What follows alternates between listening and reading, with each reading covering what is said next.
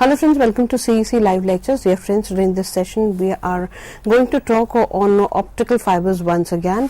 We have discussed a lot on optical fibers in our previous two sessions, and we have tried to give you in-depth knowledge on the same topic. Taking your concerns into account, today also we are going to give you more and more of knowledge. Friends, for the discussion on the topic, we have with us in our studios Dr. Sonia Bansal. Dr. Sonia Bansal is assistant professor, and she is teaching in YMCA University, where she is giving her best so that the student community is benefited as a whole. Taking her advantages and taking her experiences into account, she is going to give you knowledge too. Friends, if you wish to ask questions from her, do call us to our toll-free number. Our number is 1-800-110-430. I repeat, our number is 1-800-110-430. Now, I would like to welcome our guest, Dr. Sonia Bansal, once again, and would request her to explain us in detail what optical fibers are. Thank you, Geetika. Okay, previously we have discussed the two lecture of the optical fibers. In the previous one, I have defined about the optical fibers. What are the optical fibers, the type of optical fibers, and what are the properties used in the optical fiber. In the second lecture, we have discussed about the various features of the optical fiber, like attenuation, dispersion, and numerical aperture, acceptance angle.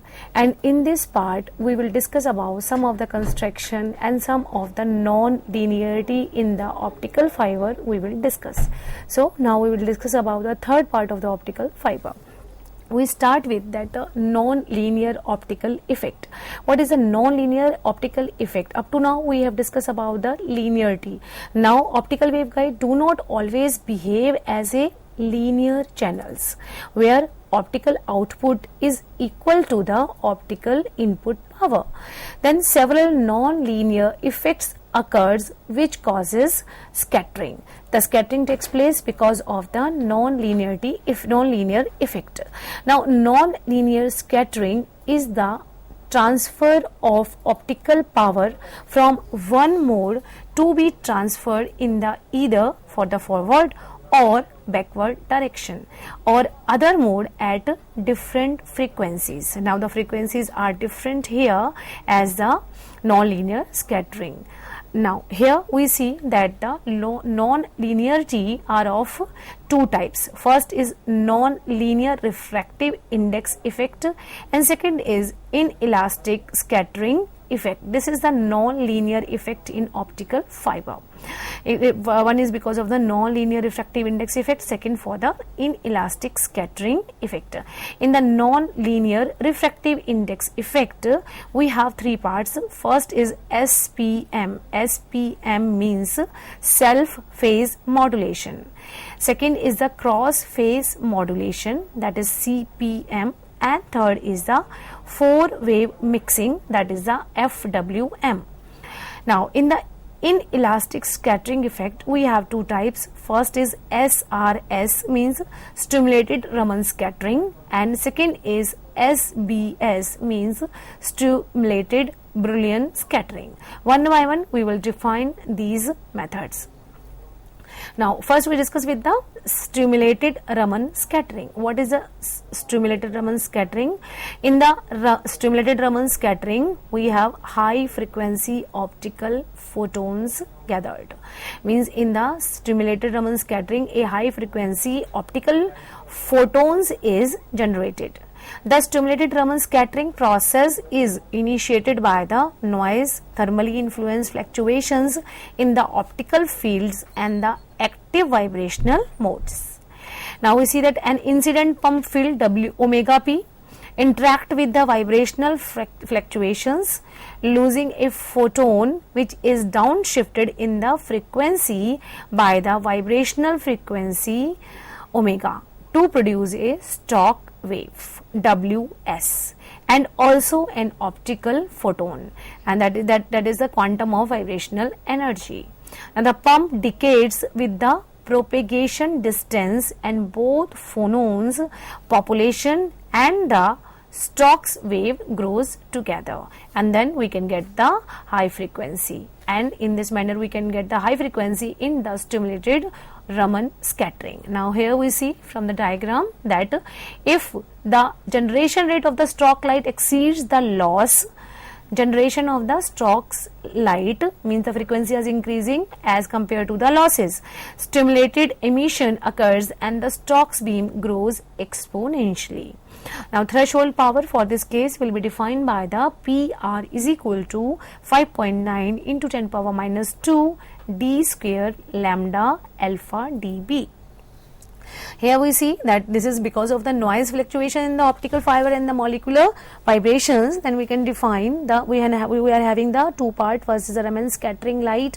It is also to decay to thermal bath, that is for the heat. Similarly here optical phonon generated, that is a vibrational mode on the excited state that decays in the thermal bath, that is the heat. Now both comes together, then we have the grow together and drive each other, and here we get the high frequency. There here we see that the different is moving, and then here we are having the high frequency. Now second is the stimulated Brillouin scattering. In the stimulated Brillouin scattering SBS, a high frequency caustic phonons is generated. Means this phonons because of the lattice. The stimulated Brillouin scattering SBS is the modulation of the light through thermal molecular vibrations within the fiber. It means this stimulated Brillouin scattering takes place because of the thermal molecular vibrations in the optical fiber. The scattering light appears as upper and the lower side bands, which are separated from the incident light by the modulation frequencies. It means the stimulated Raman scattering is significant above the threshold power density. Now the threshold power density for the stimulated Brillouin scattering is defined as it is PB is equal to 4.4 into 10 power minus 3 d square lambda square alpha dB. Now we will see that D. What is D? D is the fiber core diameter. And lambda is the operating wavelength. Alpha dB define the fiber attenuation, and V is the source bandwidth. Similarly here from the previous diagram we also see that here the grow in the opposite direction but still drive each other. In the previous they comes together. Now here see grow together and drive each other, but in this case grow in opposite direction but still drive each other. Now next is the Kerr effect. Kerr effect plays a very important role in the non-linearity of the optical fiber. The Kerr effect, it is due to the non-linear response of the material. It means that the refractive index of the silica is now depending on the optical field propagation through it. Now the power dependence of the refractive index is responsible for the Kerr effect. Depending upon the type of input signal, the Kerr non-linearity has the three different effects, like self phase modulation, that is SPM, cross phase modulation, that is CPM, and third is the four wave mixing, that is FWM. Now here we see that the non-linearity in the refractive index is known as the Kerr non-linearity. It means the refractive index having the non-linearity, then it is known as the Kerr non-linearity. This non-linearity produces a carrier induced phase modulation CIPM of the propagating signal, which is called the Kerr effect. In the Kerr effect we have the carrier induced phase modulation of the signal which is propagating, that produces the carrier induced phase modulation. Now it is defined by N effective is equal to NL plus NL P divided by A effective. What is NL? NL is the ordinary refractive index of the material. We are talking about the linearity case. That is why we are we have written here that it is L. Now NNL is the non-linear index coefficient, and what is P? P is the optical power, and A effective define the effective mode area, that where we have the the change in the refractive index. The numerical value of the N2, or we can say the N non-linearity, is defined 2.6 into 10 power minus 20 meter square per watt. Non-linear optics effects due to the Kerr. Here we define the three types. First is the self-phase modulation. In the self-phase modulation, if an intensity modulated signal propagates in the fiber, the intensity modulation induces an index modulation of the fiber, and in return a phase modulation of the signal. It means when the light propagates into the fiber and the self phase modulation takes place, then we have the phase modulation of the signal. The signal modulates itself, it doesn't require any external use.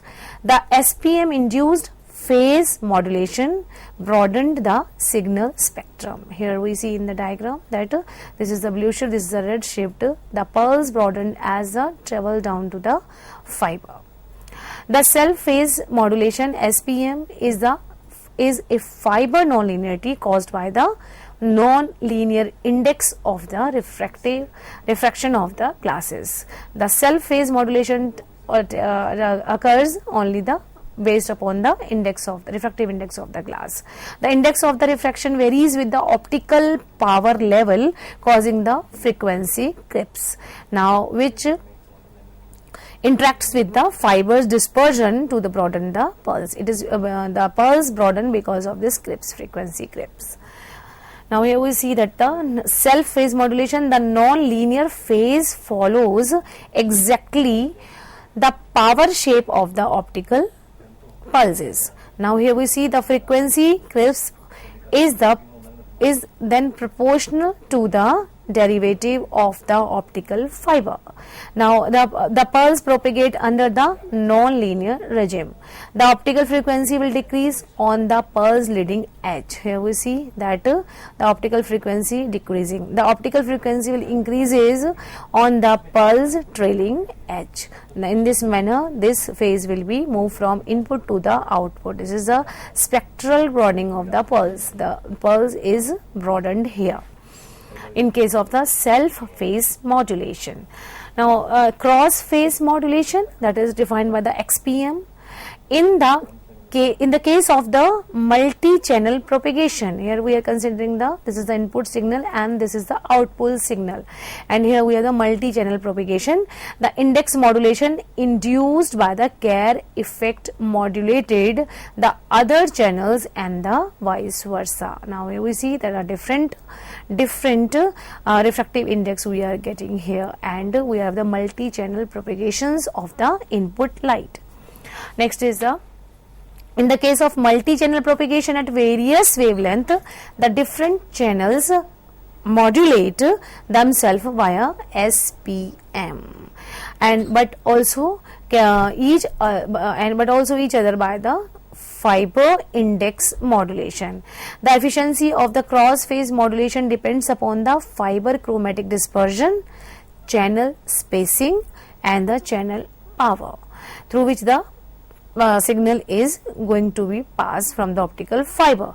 The XPM induces non-linear cross talk.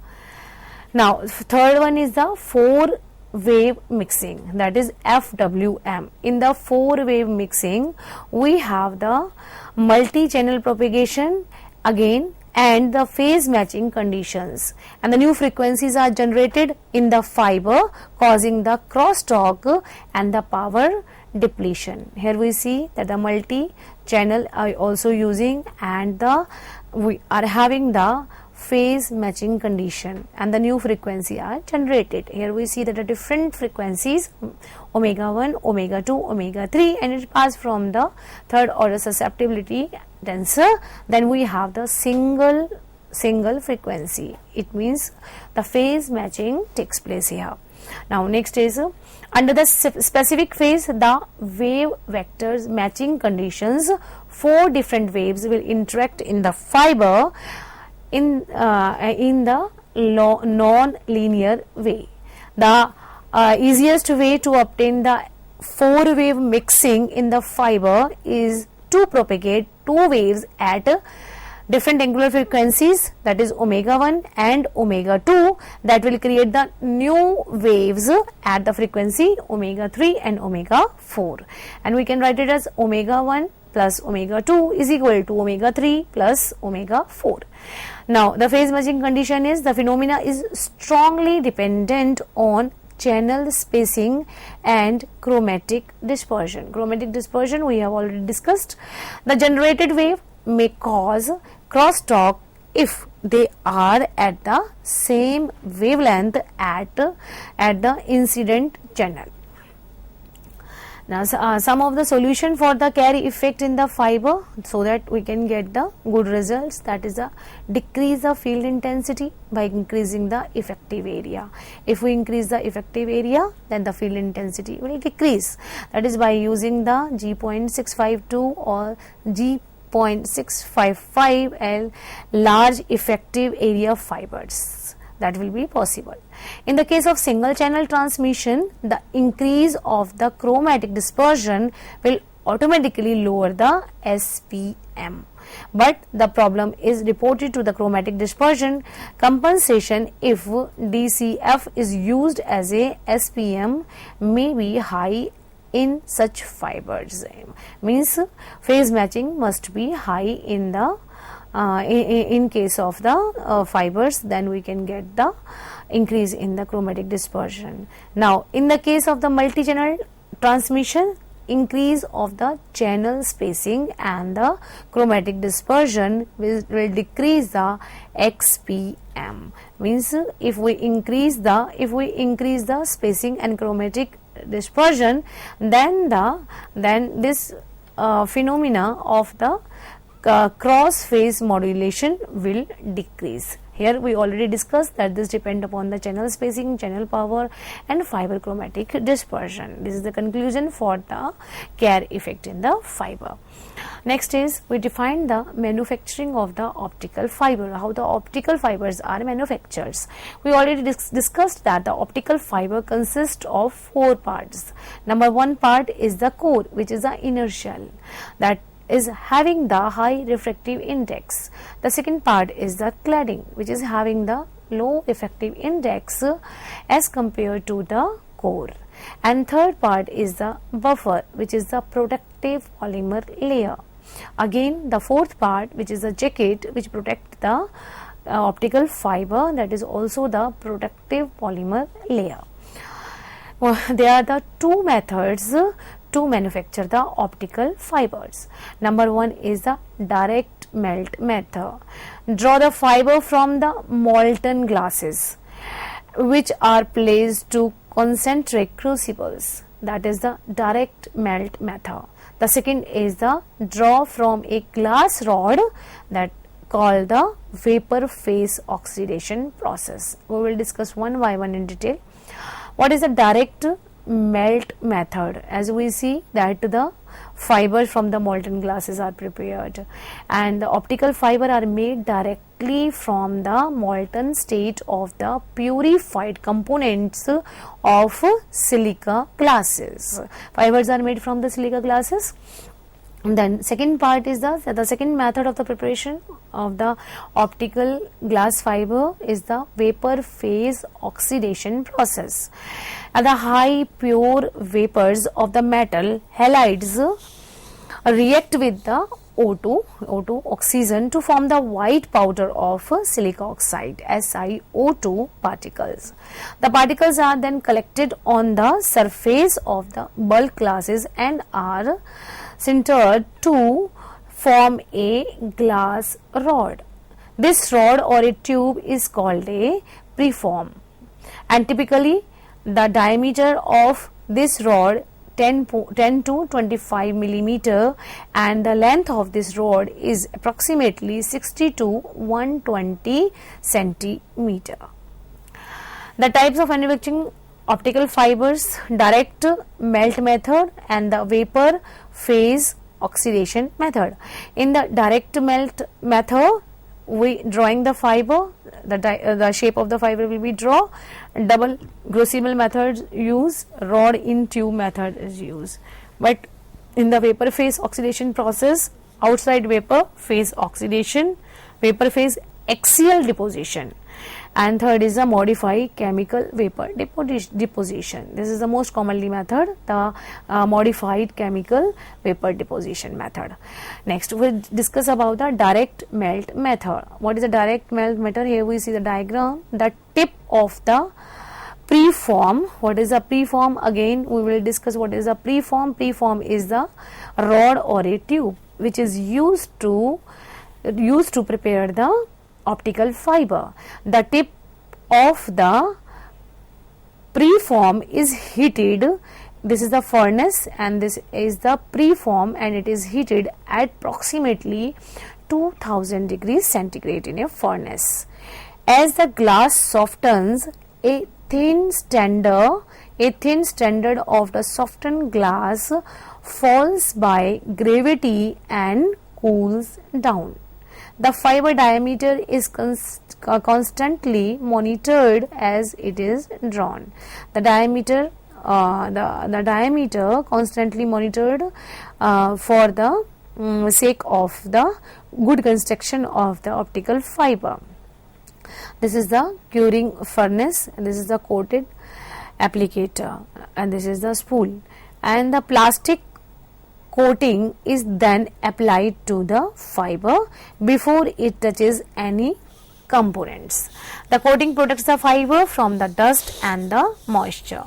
The fiber is then wrapped around the spool, and this is a very simple method of the construction of the optical fiber, that is the drawing the fiber.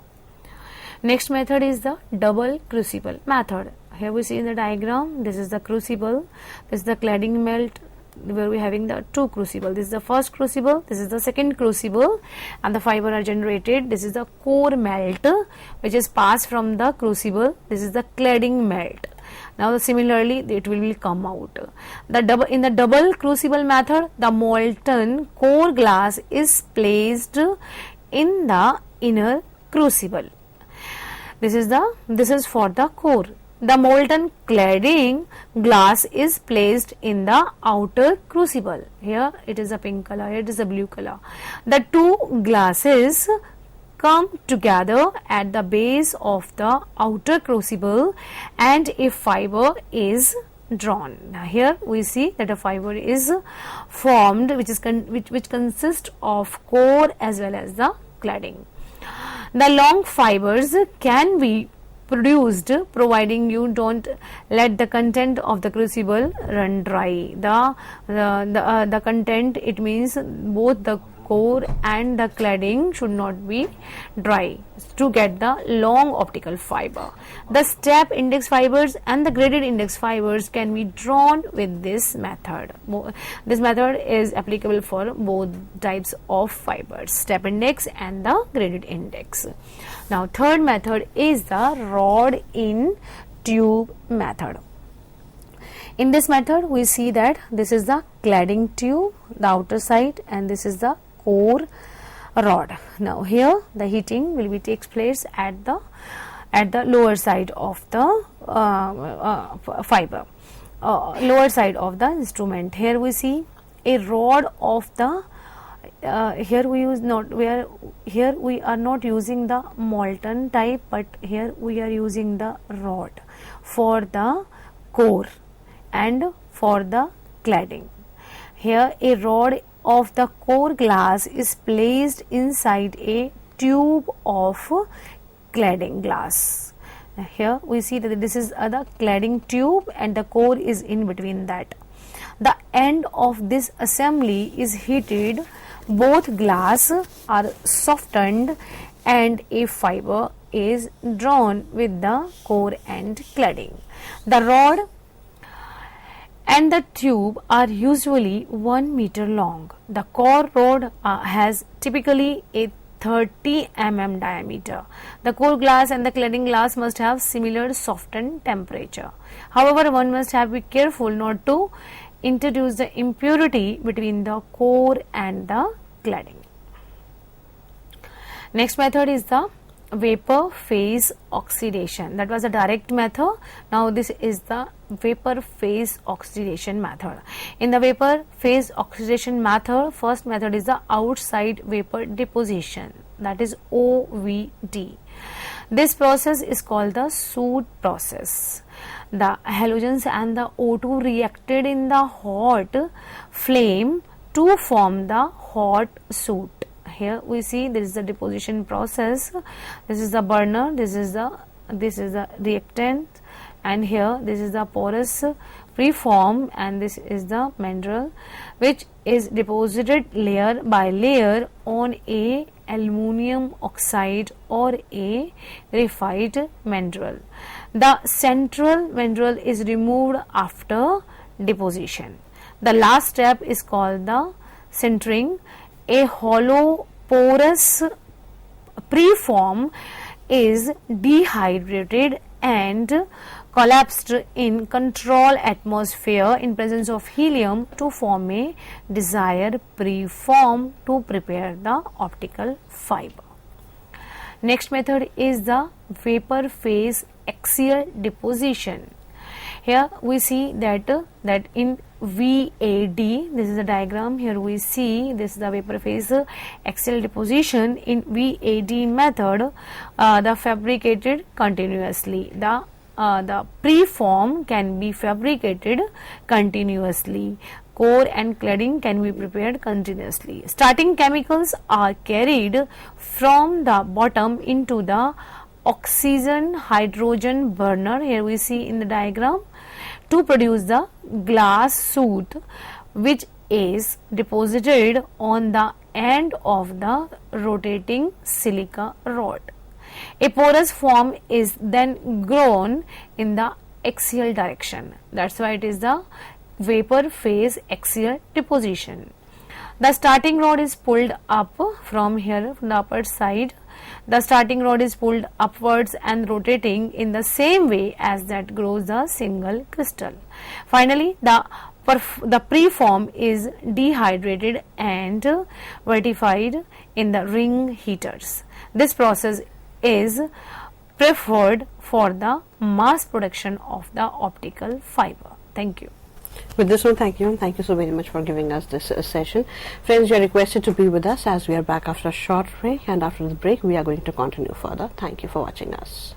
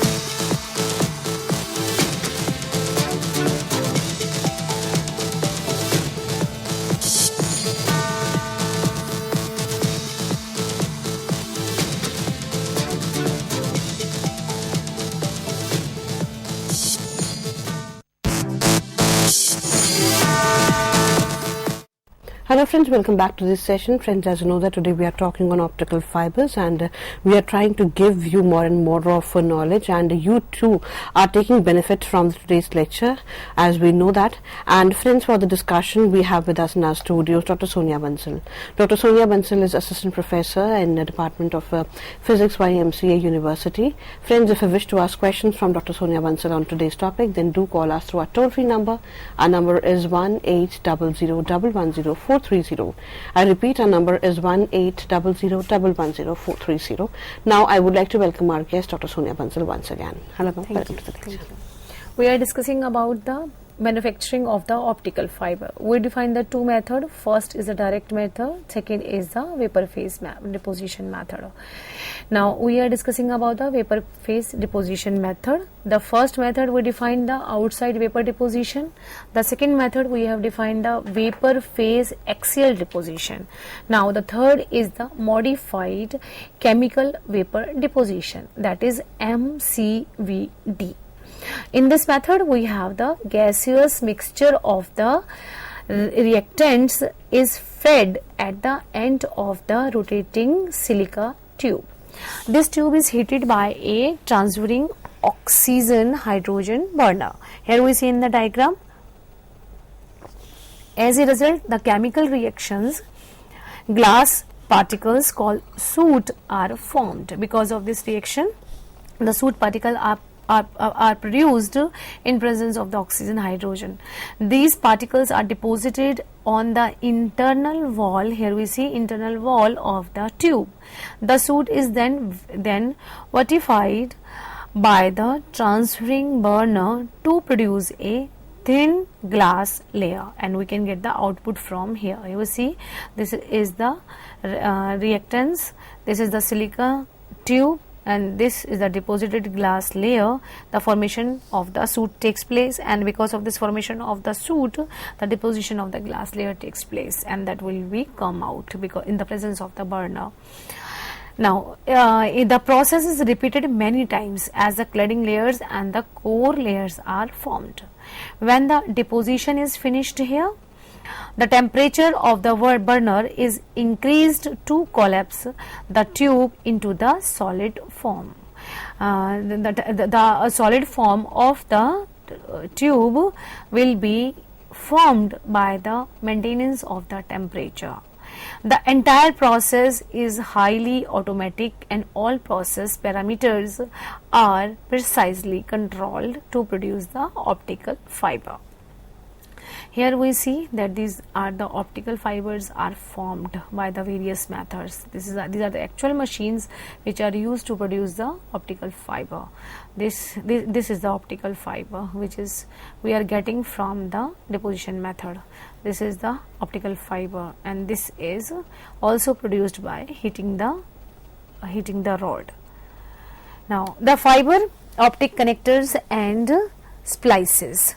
Why we required? As there is a break in the fiber or to join the fiber, we require the fiber optic connectors and the splices. The fiber joints, the fiber must be joined when we need a more length, then we get a single roll.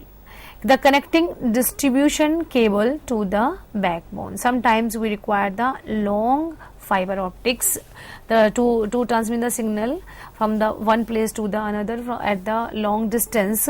Then we have to connect the two fibers to each other. For that we require the connectors or the splices. The connecting distribution cable to backbone, connecting to electronic source and the transmitter. Repairing a broken cable, we require the connector or the splices. What is the difference between the splices versus connectors? The permanent joint is a splices. The connectors are used as a patch channels and can be disconnected, but splices means a permanent joint will be takes place between the two fibers, and the connectors can be disconnected and it just used for to the patch panels and can be joined the two fiber optics. What are the requirements of the good connectors? At the connector joint, it should offer the low coupling losses. At where we are joining the two cables, the losses must be minimum. The connectors of the same type must be compatible from one manufacturer to the another. It means the connectors which we are using to connect the optical fibers should be of the particular parameters, so that we can connect the two different optical fibers. In the fiber link, the connector design should be simple so that it can be easily installed. The connectors joint should not be affected by the temperature, dust and the moisture, and that should have the low environmental sensitivity, so that it can be last long. It should be available at the lower cost and have a precision suitable to the applications. Now what are the now here we define the connectors. The butt joint alignment mechanism, at where we have the connectors of the two type. First is the straight sleeve and second is the tapered sleeve. In the straight sleeve connectors, there is a metal, ceramic or molded plastic ferrule for the each fiber, and then it will fit on the sleeve. Now here we see that this is the straight sleeve mechanism where we just connect the fiber. Now this is the aligned sleeving and this is the guided ring. In the fiber is exploited into the drilled hole of the ferrule. In the straight sleeve connectors or the tapered sleeve connectors, the length of the sleeve and a guide ring on the floors determine the end separation of the fiber. The tapered sleeve connectors, the ferrules and the sleeves are tapered. Here this is the tapered, this is the straight, but here this is in the form of the tapered form. Now extended beam connector, here we see that this is the transmitting fiber, this is the receiving fiber, this is the expanded beam, and here this is the collimated lens, this is the focusing lens. This part is the connector and this is the extended beam connector. The extended beam connector employing collimated lens at the end of the transmitted fiber and focusing lens at the entrance end of the receiving fiber. The collimated lens converts the light from the fiber into the parallel beam of the light, and focusing lens converted the parallel beam of light into a focused beam of light onto the core of receiving fiber. The fiber to the lens distance is equal to the focal length of the lenses. The lenses are anti-reflection coated spherical micro lenses, so that the losses may be very less. Up to now we have defined the connectors. We have defined the two connectors. First is about joint alignment connectors, second is the extended beam connectors. Now we discuss about the splices. What is the fiber optic slices? Is a permanent fiber joint whose purpose is to establish an optical connection between the two individual optical fibers.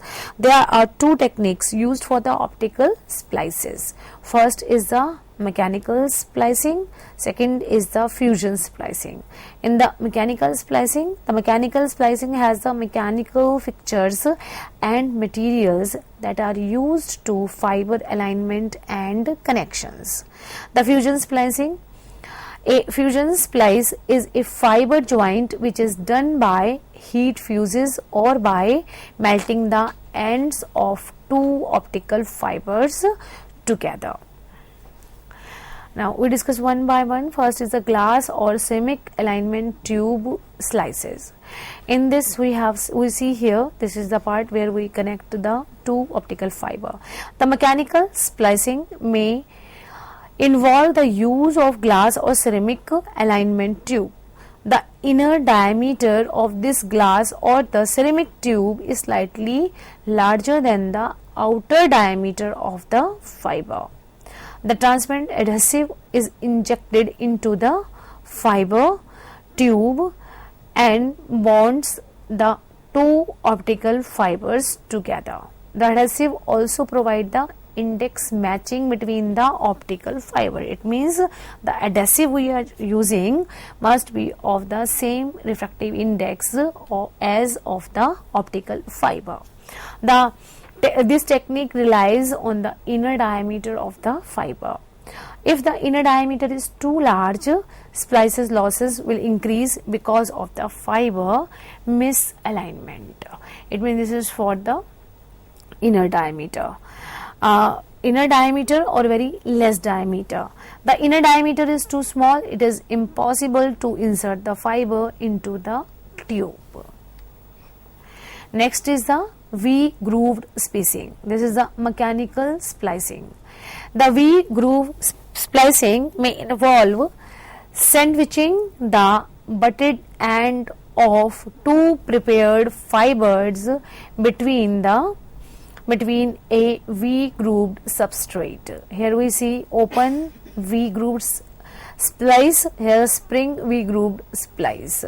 This is the here we see that this is sandwich of the butted end of the two prepared fibers between this point is defined that here is a one point, one fiber is another fiber, and this is connected by, this is transparent adhesive. This is the splicing of the two optical fiber. This is optical fiber, this is optical fiber, and by using the transparent adhesive, this fiber will be connected to each other. When inserting the fiber into the grooved substrate, this is the grooved substrate, the V groove aligns the cladding surface of each fiber end. A transparent adhesive makes the splices permanent by securing the fiber ends to the groove substrate. Here, this is the open V grooved splices. Here is the spring V grooved splice.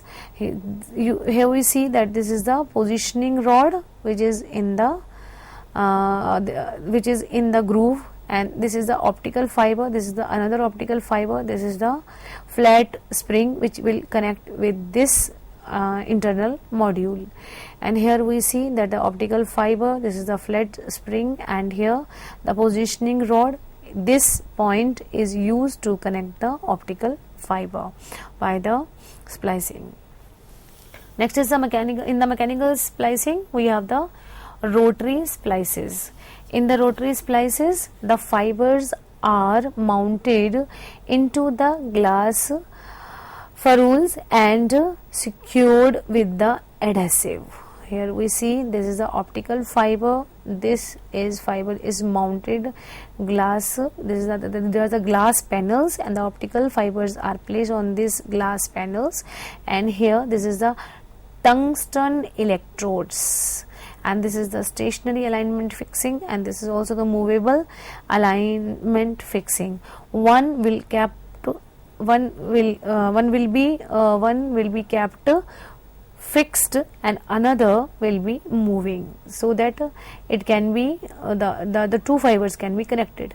The fiber ends retain their original orientation and have added mechanism stability, since each fiber is mounted into a glass ferrule and the alignment sleeves.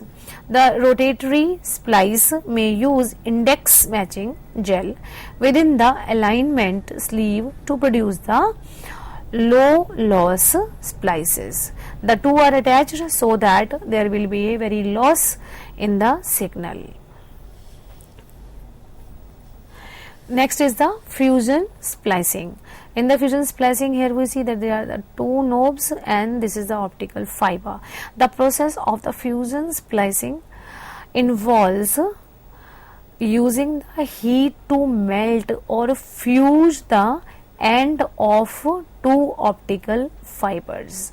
Now here we see this is the optical fiber and these are the two electrodes, and the splicing begins by preparing the each fiber end for fusion. The fusion requires that all protective coating by removed from the ends of the each fiber. These are the two fiber, these 2 points will be melted, and these are joined by using this electron or by electrodes by the phenomena of the fusion.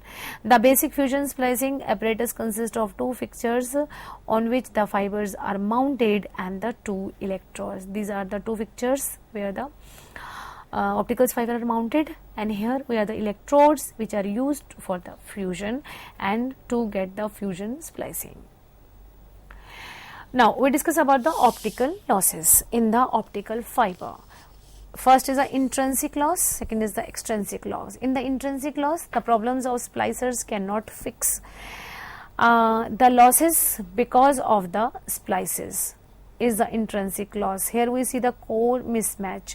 If we are splicing the two optical fibers and the cores are mismatched, then the optical signal will be lost. This type of loss is known as the intrinsic losses.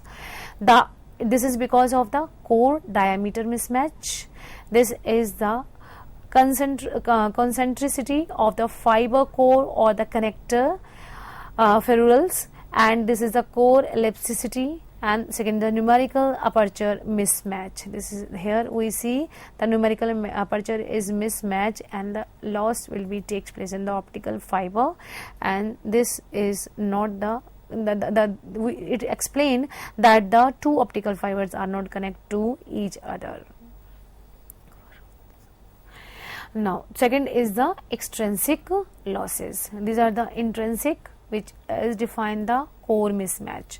Now in the extrinsic, the problems the splicing can avoid in these cases where because of the misalignment of the core and cladding, and second is the bad cleaves, air gap between the two cores may be done because at the time of the splicing, and the contamination, dust, oil or dirt will be produced at that time of the splicing, and sometimes there is a extensive loss because of the reflectance in the case of the splices of the optical fiber.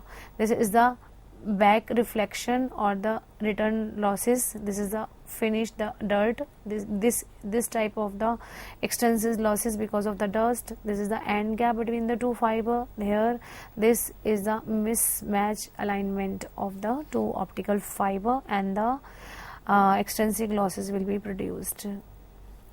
Here we discuss about some of the advantages of the optical fiber. What are the advantages of the optical fiber? Optical fiber are used to transmit the signal from one place to the another, or we can say in the 2 days we transmit the internet signal by using the optical fiber, and most commonly used.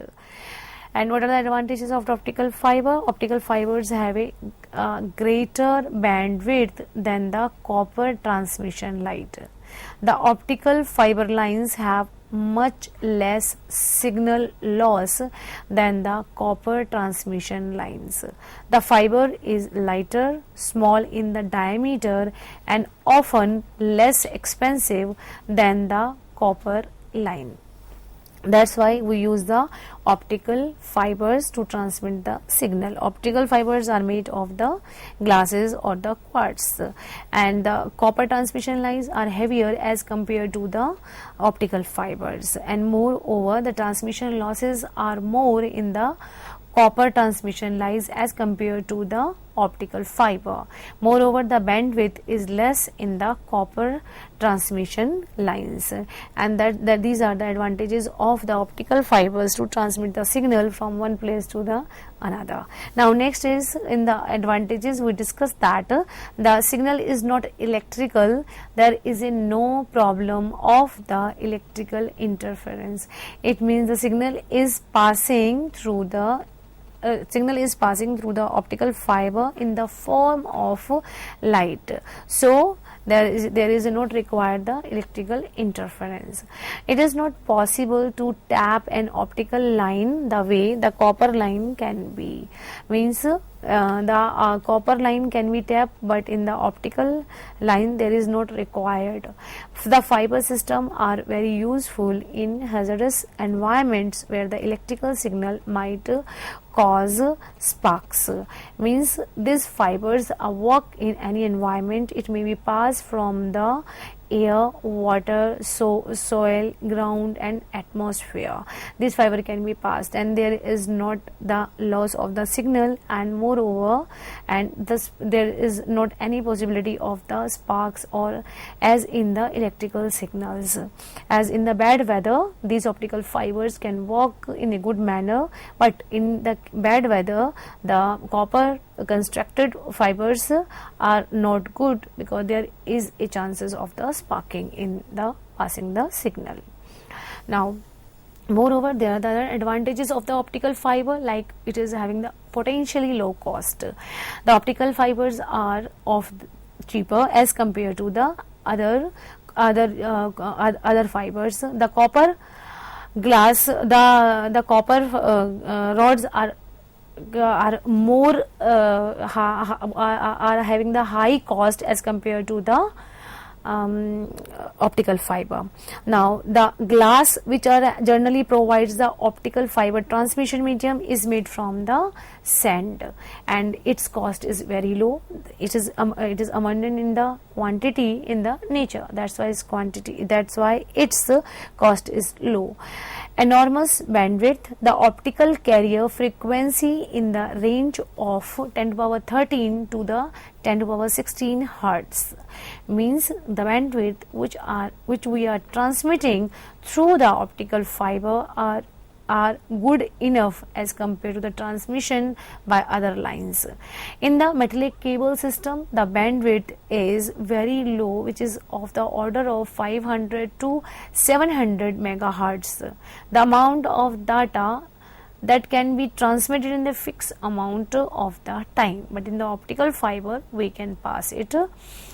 And the maintenance of the optical fiber is cheaper as compared to the metallic cables. The signal security is more in the optical fiber.